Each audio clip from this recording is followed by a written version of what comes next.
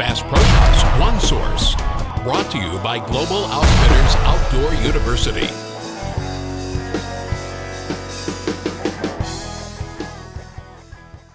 Hello, I'm Jim Martin, and I've got my new turkey gun, the Mossberg 935 semi-automatic. And we're talking about sights. You know, it comes with a factory sight.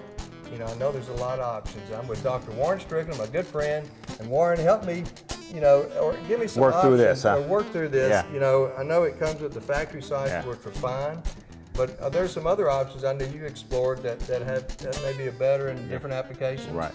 And talk about that with Well, us. first of all, Jim, you're way ahead of the game in that you do have a front and rear sight on here, because the odds are when you pattern your gun, you're going to hit a little low or a little high, a little right, a little left. So you're not going to be, your point of aim and your point of impact is not going to be exactly the same.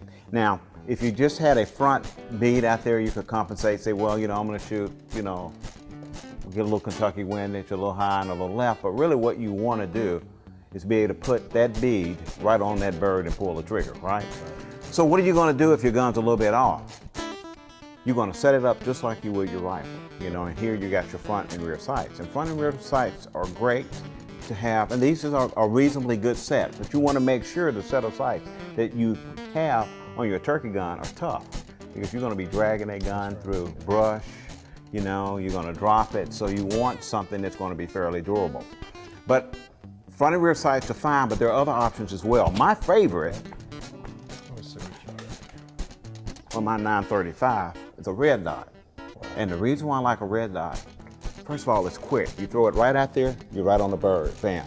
And your gun can be tilted a little bit, or you can even switch to the other hand. Wherever that dot, that's the center of your pattern. Now, when you talk about a red dot, that means when he's looking through this little glass, if you will. That's right. Yeah, the little scope, there's a little red dot? That's right, and that dot is actually looks like it's projected out on the target. Wow. And it's what we refer to as parallax free out to 50 yards.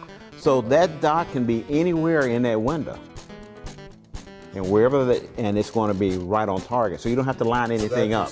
That's the center of the pattern. That's right, when you set it up. So that's good for turkey. Talk about the options, why that's good for turkey. Well, first of all, the nice thing, probably the greatest thing about a red dot, other than it's parallax free, is that your field of view. A scope, you'll lose field of view because you have magnification. These have no magnification. So in low light conditions, or if you just see that head in the brush, if you can see it with your naked eye, if you have enough light, you can see it through this. Take a look. Check this out.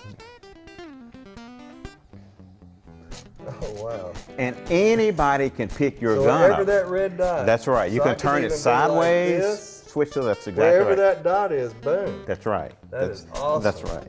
I mean, and you don't have to, you know, a lot of scopes you have to get down and it comes in and out. Well, you know, a lot of guys miss the turkey, particularly when they have just one bead, because they lift their head and they shoot high. But you can lift your head as long as that dot's there. That is amazing. So that's the beauty of awesome. that. And I really start laying them down when I put a red dot on my gun. Wow, yeah. So And it works good, huh? But let me tell you what really works good. You know the easiest bird to miss? Not them out there at 35, 40 yards, one at 10 yards. Yeah, boy, you're not kidding. That's right. That's where I've missed. That's where I've missed them, when they get too close, when you really constrict it.